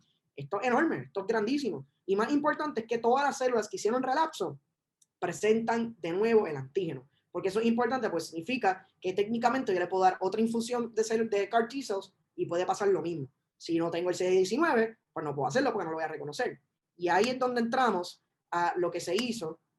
Lo vamos a ver después con lo que otro tipo, pero aquí vamos a ver un caso donde las cosas no salieron tan bien. Y vamos a ver donde estamos usando un CAR T-cells que fue usado para cáncer de colon metastático que expresaba un receptor de estrógeno humano. Y aquí vamos viendo que 15 minutos después de la infusión, el paciente presentó con un distrés respiratorio, infiltrados pulmonares, que culminaron en muerte a los 5 días. Esta paciente tuvo 3 arrestos cardíacos, creo que fue. O sea, la tenían en vasopresores por ahí para abajo. Y murió, ¿no? Murió al final. Y lo que estamos viendo aquí es la razón. Esto es lo que se le llama una tormenta de citoquinas. Miran estos niveles de citoquinas, mira estos niveles de interferón gamma. Eso está por las nubes. O sea, esta paciente estaba vasodilatada, estaba permeada completa porque tuvo un shock distributivo, ¿no? Se sangró básicamente en sus tejidos, porque eso es lo que pasa cuando tienes una sepsis. No son las citoquinas como tal, es como si tuvieses tenido una sepsis abacterial, por así decirlo, ¿no? Y esto es un caso donde vemos el peligro de los CAR T-cells, porque yo les dije, cambié la maquinaria para activar, pero cambié la maquinaria para apagarme también. Entonces, estas células se tienen que dar con mucho, mucho, mucho manejo y mucho cuidado. Hay otro caso que no les puse aquí, donde un paciente se le dio para cáncer pulmonar, creo que era, contra un tipo de antígeno, era el antígeno MAGE, un melanoma associated antigen, y hubo una cross-reactividad con un antígeno que se expresaba en el cerebro. 2 pacientes tuvieron una encefalopatía una leucoencefalopatía necrotizante. O sea, su cerebro básicamente no murió completamente, ¿no? Estos pacientes cayeron en coma rápido y murieron. Y de nuevo, estos son células que son bien efectivas, pero son bien peligrosas también. El otro problema que hay es que tienes este caso donde se usaba EGFRvIII, que EGFRvIII es un antígeno, un neoantígeno que presenta el GBM. Es una versión truncada de lo que es el gen de EGFR, que lo expresamos todo, es importante para lo que es el Epidermal Growth Factor. Y eso está mutado y se hizo. Entonces, este caso, fun fact, la persona que hizo esto trabajaba donde yo mismo hice mi tesis y yo tenía que usar su laboratorio para hacer estos experimentos. Esta es Marcela Maus, es un trabajo increíble y ella fue la protegida de Carl Jung, que fue el que revolucionó básicamente los CAR T-cells. So, si quieren saber un poquito más de ella, búscala, y de Carl Jung también. Pero nada, 10 pacientes se le dieron una infusión periferal, so, nada directamente al tumor, eso es algo que también tienen que saber. Todo esto es periferal, nada de esto ha sido infusión directamente al tumor. A 10 pacientes, y lo que se vio fue que eran unas respuestas pero la expresión de EGFRvIII bajó cuando hubo una recurrencia de tumores. Son otras palabras, estos pacientes antes de operarlos, a esta primera operación se les dio esta infusión, se les operó porque la idea es que ya estas células estén corriendo, y lo que estamos viendo aquí son sus post-ups. ¿Ven esta masa que está aquí en este paciente? ¿Ven que no la ven después? Esto no fue esto no fue la terapia, esto fue que lo sacaron. O sea, la terapia realmente no hizo nada. Sí hubieron unas respuestas en lo que es progression free, lo que es de esto, pero el tú tener una regresión no se vio como se esperaba. De nuevo, no estamos diciendo que son malos, son muy buenos. No fue súper significativo, pero estuvo. Pero lo más importante es que cuando tienen la recurrencia, miren los niveles de expresión de EGFR. Bajaron. Estos son los números de los pacientes, bajaron, y lo que nos está diciendo es que hay una selección. Vuelven estos tumores, no me tienen estos antígenos, ya yo no los puedo target. Para que tengan una idea, Tishangeli Cruzel, que es bajo su nombre de marca Yervoy, cuesta $20,000 cada terapia. Y eso es $20,000 asumiendo que yo te voy a usar las mismas células una y otra vez. Ahora imagínate que no me sirve la primera terapia, son $20,000, yo tengo que pagar de nuevo para hacer otra terapia de nuevo, porque esto de por sí es un peo. O sea, el tú hacer esto y que entre el paciente y funcione, eso en sí es un éxito. Eso en sí es un éxito. O sea, y encima de eso que no funcione, esto es algo que toma muchos recursos. O por lo menos en el estadio ahora mismo que estamos viendo los CAR T-cells, en mi opinión, para el GBM no son lo mejor. Ahora vamos a hablar de checkpoint blockade, que este fue el primer hit, este fue el super hit de la inmunoterapia, porque lo que vamos a ver aquí es, de nuevo, no voy a entrar en mucho detalle en la fisiología de lo que está ocurriendo aquí, pero la idea, la biología y la bioquímica, es que tú tienes estas interacciones que estamos viendo aquí para aprender las necesitas esta señal y esta señal, pero para regular, en el caso del eje de CTLA4, que es una proteína importante, vamos a ver que esto se usa para entonces, una vez se activa la célula, empezar a apagarla poco a poco. Esto va pasando una vez se prenden las células, se empiezan a expresar más CTLA4, lleva a energía. La idea es que la célula T no se va a activar. Mientras que en las células que están expresando, vamos aquí para abajo, en las células que estamos viendo aquí, la célula tumoral, estamos viendo el eje de PD1, PDL1. Aquí ya la célula se activó, pero lo que hace es que la célula se apaga. Este lado lo que se enfoca es que las células que se vayan a prender no se prendan, limitar tu pool de células activas y efectoras, y aquí lo que hace es que las que están prendidas se cansen, lo que se llama T-cell exhaustion, ¿verdad? Y eso se ha visto que las células cancerígenas toman provecho de este proceso, particularmente estas de APC que ven aquí, pueden cambiar ese nombre por T-Rex. Las T-Rex tienen CTLA4 y lo que pueden empezar a hacer es desplazar la interacción de células T que tú quieres que interactúen y se prendan. Entonces, como no tienen el APC, pues necesitas el APC para activar la T-cell, pues baja la activación. Mientras que las células cancerígenas pues presentan PDL1, que es el ligando para PD1. Entonces, la inmunoterapia que hace, checkpoint blockade, envías un anticuerpo monoclonal, y pilimumab es en contra CTLA4, interrumpes esa conexión, se prenden todas las células que tú quieres que se prendan.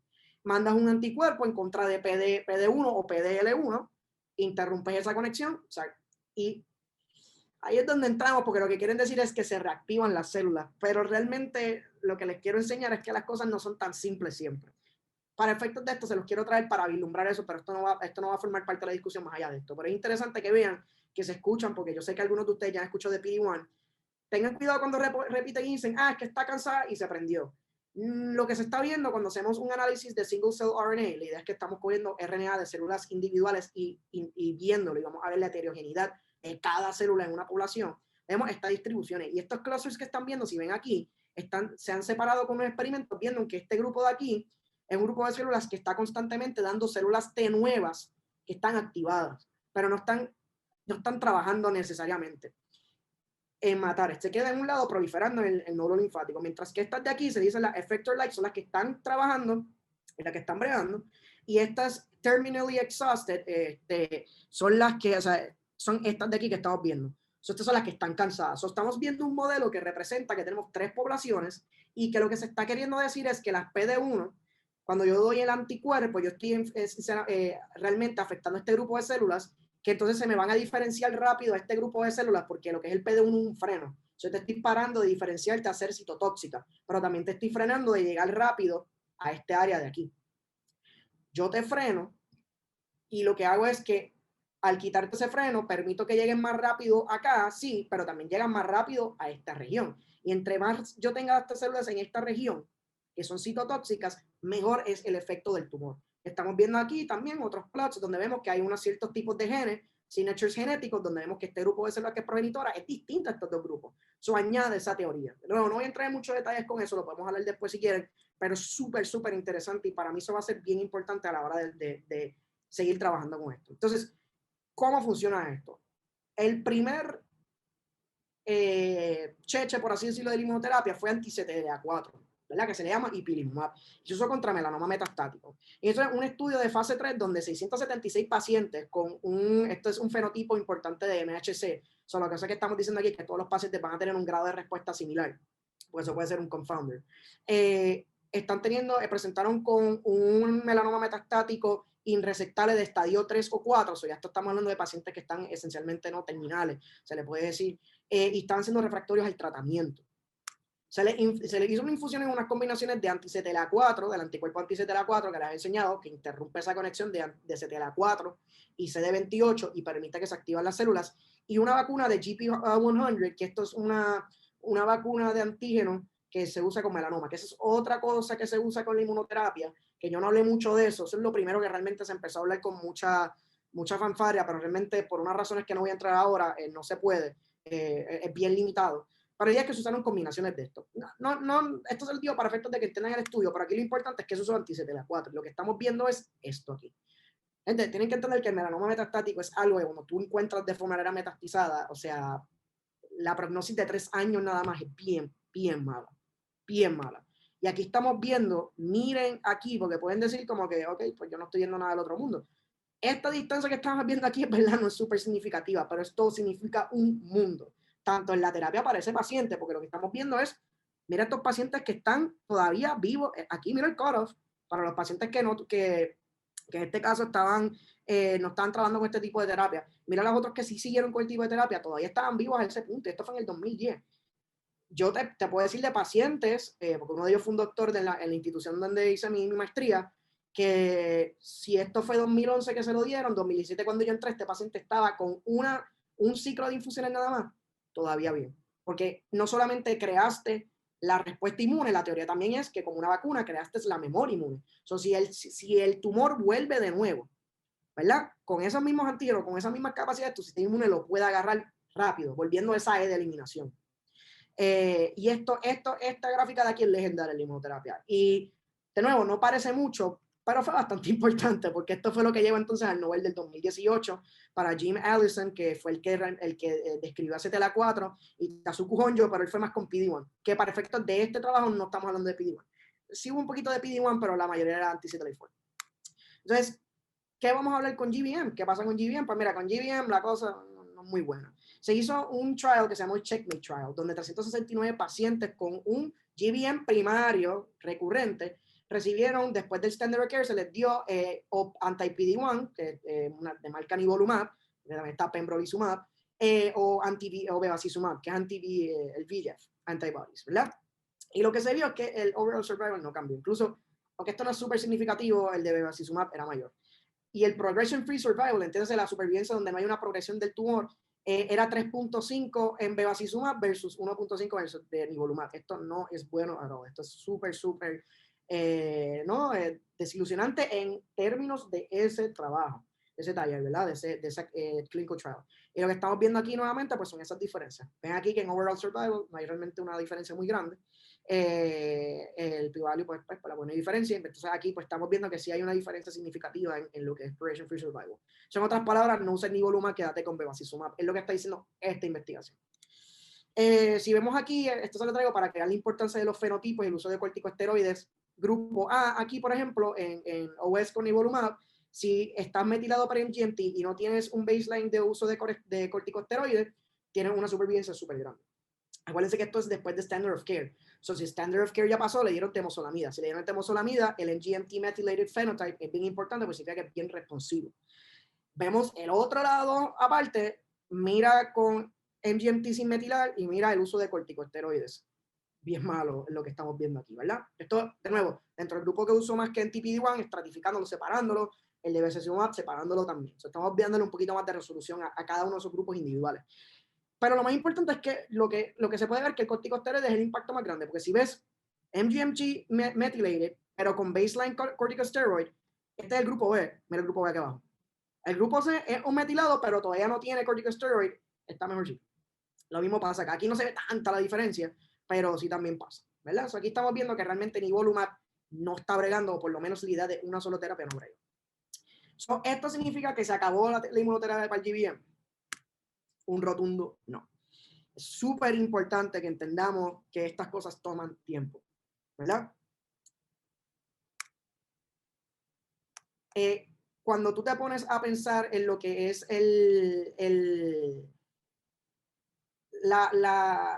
cáncer, estamos trabajando con cosas bien complicadas, ¿verdad? Y esto va a tomar tiempo con cada una de las cosas. Lo que estamos viendo aquí realmente son, sí, resultados negativos, pero nos están dando información. Eso es algo muy positivo. ¿Y a qué nos lleva eso?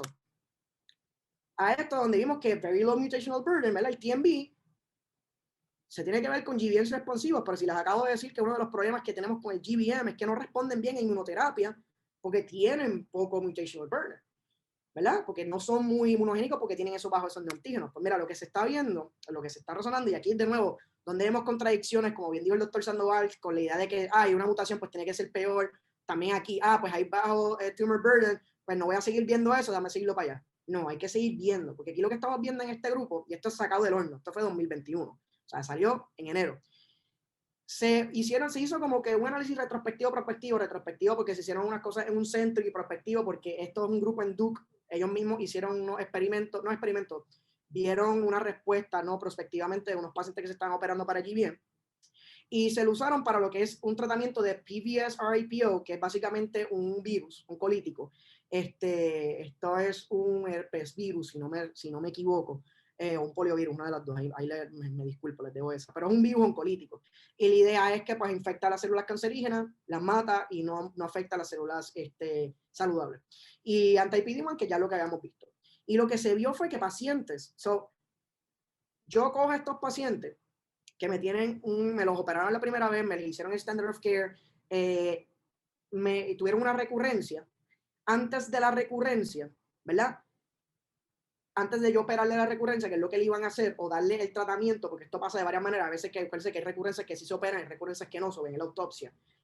Siempre que se podía, se miraba entonces antes de que se le hiciera la infusión. Tú le hacías una biopsia o se le hacía la resección o el paciente le hacía una biopsia, realmente no entiendo cuáles fueron los específicos, pero la idea es que se vio un snapshot antes y después le dio la terapia. Y lo que se dio es que los pacientes que antes de la terapia presentaron con un tumor mutational burden de menos de 1.3 mutaciones por megabase, o sea, por cada 1.000.000 de bases, tenían una respuesta marcada comparada a aquellos que tenían mayor de 1.3, ¿verdad? Y esto es un median TMB que ellos sacaron a base de sus estadísticas. Y lo que estamos viendo aquí es estas gráficas.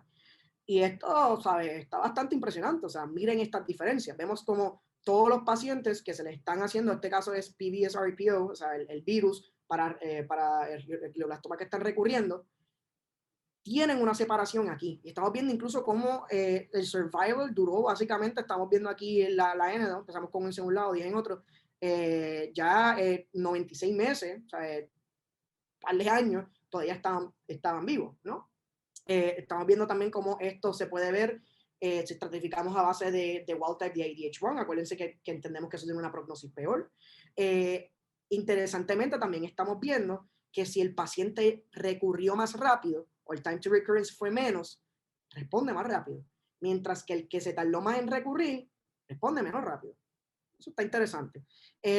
También lo vamos a ver, esto fue lo que ellos vieron y se hizo en Duke como tal. Esto fue la parte prospectiva, retrospectivamente vieron estos otros estudios, miraron la data y vieron que también estaban esos cambios. De nuevo, con IDH wild type, todos los pacientes, con PD1 y eso. Entonces, importante expresar que esto lo hicieron unos análisis genéticos donde estamos viendo cómo sacan el tumor, le hacen unos análisis de las expresiones genéticas de lo que está dentro del tumor y vemos que estos genes, me disculpan, están todos sobreexpresados en los tumores que respondieron, que son los que tenían menos el tumor mutational burden, que está below the median.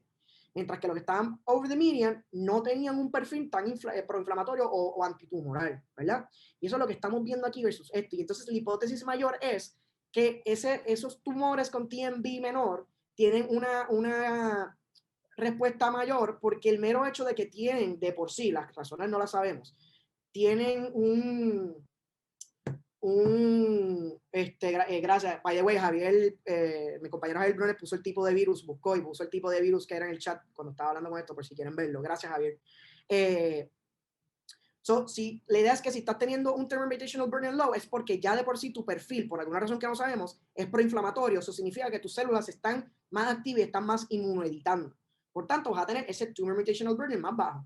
Conectas eso también con la recurrencia, tal vez por la idea de que, acuérdate que la idea es que cuando tú tienes un tumor inicial, el modelo es que ese tumor inicial está predominado por un grupo de células. Y hay un grupo de células pequeñas que sí hay, pero no dominan. Tumba este otro grupo de células, pero este grupo pequeño de células necesita establecerse. Y a veces, para establecerse, puede pasar que las diferencias sean que necesita un nicho un tanto distinto. Tal vez tiene que modular un poquito mejor el microambiente tumoral para establecerse. Entonces, si tiene que hacer eso, se tarda más tiempo. Y si se tarda más tiempo porque hizo eso, significa que entonces tiene mutaciones o tiene un grupo de células que van a ser mucho más refractivas al tratamiento. Mientras que las que son más rápidas, pues como es el mismo tipo de célula lo que está volviendo, pues crecen más rápido porque ya tienen su nicho establecido. Eso aquí no se habló, eso aquí no se vio. Sé que lo que acabo de decir tal vez es un poco complicado y me disculpo, después al final si tienen duda me preguntan. Pero ese tipo de lógica es lo que les quiero traer con esto. Les dije de que esto es mucho más complicado de lo que parece y que el GBM es bien, bien complicado. Pero estamos viendo algo que en mi opinión, aunque obviamente comparado a todos los otros pacientes es menos, entre los mismos pacientes que están viendo esa respuesta, estás viendo un pequeño rayito de luz de cómo te puedes mover. Entonces, si nos seguimos moviendo, esto también podemos ver, esto rapidito, es que necesitas la inmunoterapia para que esto pase. Si tú no tuviste inmunoterapia, no va a pasar. Son estos pacientes que no se les dio inmunoterapia, chequea sus cerebros antes de, chequea sus cerebros, discúlpame, no les diste inmunoterapia, tú le hiciste la reacción anyway, si viste que aún si tenías bajo tumor mutational burden o mayor, no importa la diferencia, porque no le diste inmunoterapia. O sea, la inmunoterapia es lo que está haciendo el cambio aquí. No es necesariamente que tengas esos genes predispuestos, como les estoy diciendo, es que la inmunoterapia puede ser que ellos están ready para hacer prime y la inmunoterapia los mueve. Y lo mismo vamos a ver con sus signature genéticos. Son similares y están bien apagados. De nuevo, esto es bien teórico. Esto es solamente para términos de discusión. Esto tal vez no es exactamente como lo estoy diciendo, que es la discusión que ellos hacen, pero es importante ver que hay algo aquí que se puede seguir buscando. Entonces, para terminar, el editor's opinion. ¿Qué es lo próximo? Pues mira, para mí el futuro es multi-agent therapy. ¿Me entiendes?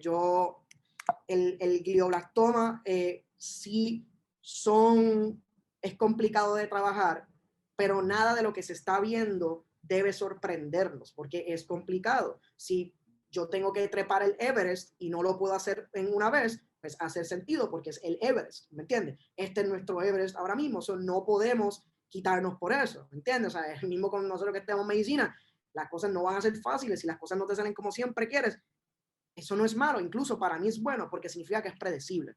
El mero hecho de que el glioblastoma esté dándome el problema que yo espero que me dé, significa que hasta cierto punto tiene que estar trabajando bajo un mecanismo predecible, el cual con mucho trabajo y mucha paciencia yo puedo encontrar.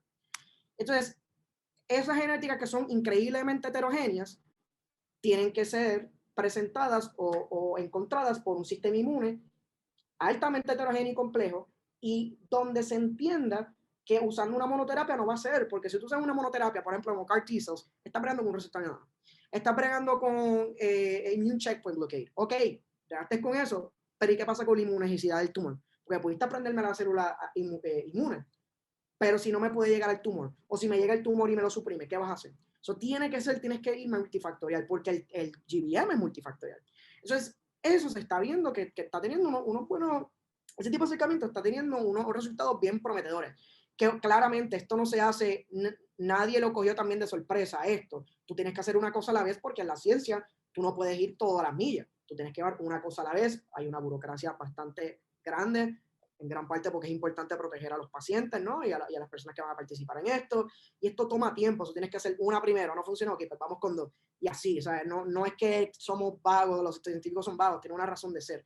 Pero ahora que se vio que eso no está funcionando tanto, en modelos animales, particularmente modelos murinos de ratones, se están viendo algunos approaches acercamientos bastante prometedores. Uno de ellos es el uso de virus, disculpen, para incrementar o crear la inmunogenicidad y después immune checkpoint blockade para entonces juntarse con el sistema. Y eso para mí lo que me parece, yo siempre busco la parsimonía, ¿sabes? Que es lo más simple. Y para mí es lo más parsimonioso, porque son terapias que ya han sido aprobadas, por lo menos la de anticuerpos está aprobada por la FDA. La de virus, yo no me voy a atrever a decir que sí, porque de virus realmente yo no sé mucho, no es mi área de interés. Ahora mismo la estoy viendo más bien desde el punto de vista junto. Sí se ha hecho experimentalmente, pero sí la inmunoterapia tiene FDA approval. Estamos viendo un uso, es cuestión de usarla, las conocemos, entendemos sus safety profiles. Entonces, lo último que quería traerles es entonces un ejemplo de eso. Esto es un trabajo que hice en el 2017 en MGH, en Boston, donde básicamente se cogió un virus, ¿verdad? Que esto era un herpes simplex virus, este sí me lo sé, era contra CD155, y lo que tiene ese virus es que reconoce CD155, que es un marcador de células de glioblastoma, importante, y se integra, pero en sí lo que trae, esto que ven aquí, es mouse, porque esto se hizo en un modelo de ratones, necesitas que todo sea bastante homogéneo. Voy a entrar en modelos de ratones porque estamos 2 horas más. Pero el punto es que esto es una citoquina IL-12, que es importante porque la citoquina IL-12 es un mensajero que polariza el sistema inmune para responder intracelularmente, que es lo que les dije, que es la respuesta antitumoral o anticancerígena. ¿Ok? So, la idea es que yo estoy mutando o modificando estas células de glioblastoma en ratones para que expresen, no solamente están dentro, pueden matar las células, pueden volver inmunogénicos, sino que yo hago que las mismas células cancerinas me expresen eso, y como las células cancerígenas están expresando un montón de proteínas todo el tiempo, yo puedo crear un montón de respuestas ahí. Y eso me crea un ambiente inmunogénico, porque entonces están los macrófagos. Los macrófagos entonces llevan y presentan células T. Las T se polarizan a TH1. Las TH1 botan interferón gamma, prenden más los macrófagos y también tienen la CD8 positivo. Tienes todo este enjambre de señalamiento que se destruye. Entonces, cuando vemos en los ratones, vemos que si usamos aquí comparativamente, vemos el virus solo, checkpoint blockade solo, este anti-PD-L1, y los vemos juntos, vemos que hay una mejoría, ¿verdad? Vemos una mejoría, pero se mueren los ratones anyways. Si lo hacemos con anti-CTLA4, vemos una mejoría mejor. Actualmente CTLA4 brega mejor que PD-1. Si ven los success stories, por así decirlo. Y aquí lo estamos viendo con lo que es lo que estamos implantando con CTLA4, aquí lo estamos viendo con PD1, ¿verdad? Estamos viendo que relativamente hay una mejoría. Ahora, ¿qué pasa si yo en vez de 1 uso 2? Esto pasa. Si yo cojo a estos ratones, ¿verdad?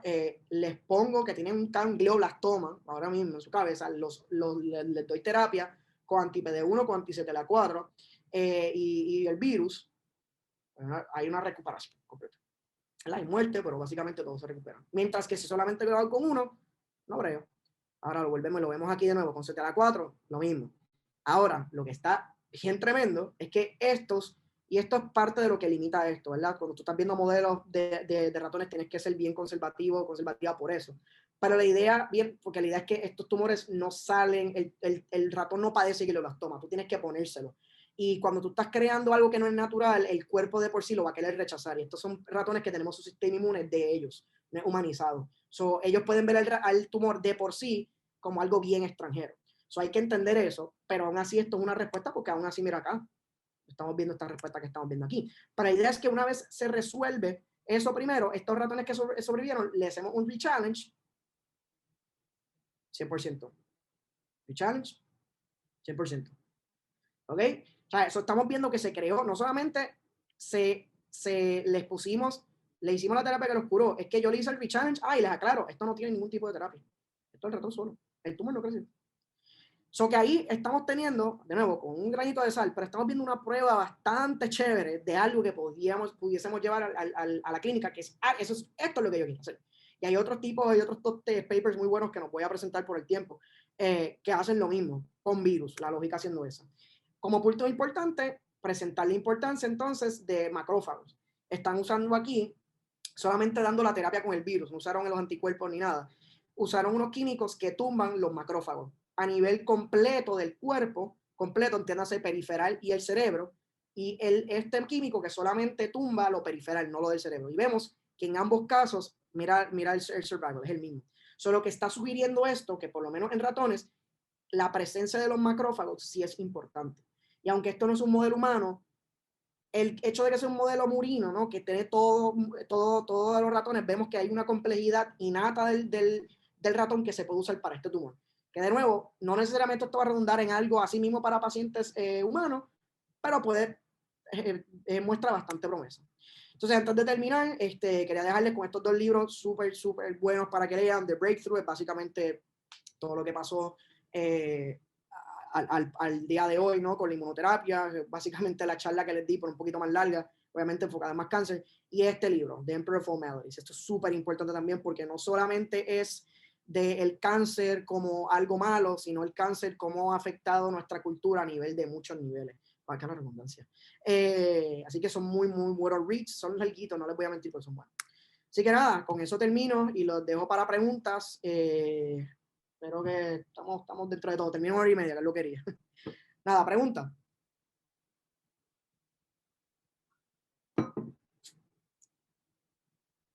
Sin miedo. Si no entendieron algo, por favor, y quieren que les explique, lo puedo hacer. Feliz de la vida. Excelente presentación, Dr. Núñez. Entiendo Gracias, que es un gracias. tema bastante complejo hasta para nosotros, tú sabes, eso aparte de la que es la inmunomodulación, aparte, ¿verdad?, de la fisiología detrás de todo esto es bastante compleja. Y cuando uno no lo ve todos los días, como, ¿verdad?, cuando estamos en escuela de medicina, pues se nos olvida y se nos pone cada vez más complicado si no lo repasamos día a día. Así que excelente, ¿verdad? Gracias. Muchas felicidades por la presentación, está excelentemente hecha. Gracias, gracias. No, de verdad que sí, es esa reflexión es bien importante y yo creo que para mí lo más, en lo personal, que es lo que siempre le digo a todo el mundo cuando quiero trabajar con esto, pues no solamente quiero hacer neurocirugía, sino oncológica, es redefinir muchas cosas. Yo creo que se nos hace bien fácil pensar en que, ok, quiero prognosis, pues, buenas, ¿no? Todo el mundo las quiere, pero yo creo que redefinir también la idea de que a estos pacientes le va a dar el tumor, tú trabajes en eso o no, pero tú puedes realmente ofrecerles algún tipo de nada, de mejoría, de calidad de vida fisiológica, pero también hablar con ellos y redefinirle su pensamiento, decirle, mira, tal vez no van a ser 10 años, pero estás aquí, ¿no? Y va a ser más de lo que hubiera sido si te hubiera operado. De esa misma parte también les quería recomendar, ¿cómo se me va a olvidar ponerlo ahí? Que vean Leonard Hill, si no lo han visto. Yo soy súper fan de Bookbard, él hace exactamente lo que yo quiero hacer y lo hace de una manera bien humana, ¿sabes? A veces se quiere presentar a los neurocirujanos como robots, a los cirujanos en general, pero también se quiere presentar así como robot y en verdad no es así. Es una persona que siente mucho, que le duele mucho lo que le pasa a sus pacientes, se emociona mucho, se sorprende incluso cuando el paciente piensa que va a estar peor y mejora. Porque como dijo el doctor Sandoval, esas cosas pasan en la clínica. Esta ciencia no es tan exacta como la gente cree. Hay veces que uno está haciendo lo mejor que puede con lo que tiene, pero mañana puede pasar algo que uno no se espera. Así que pues nada. ¿Alguna otra pregunta? Aquí estoy dejando el doctor Fernández que quiere entrar ahí. ¿Alguna otra pregunta, duda, comentario, pensamiento? Sergio, Oye, aportando No, el tema, pues doctor Núñez, si no hay más disculpa que preguntas o no más interrumpa. nada, 1 millón de gracias por estar aquí. En verdad espero que les haya gustado. Le metí un montón de ganas.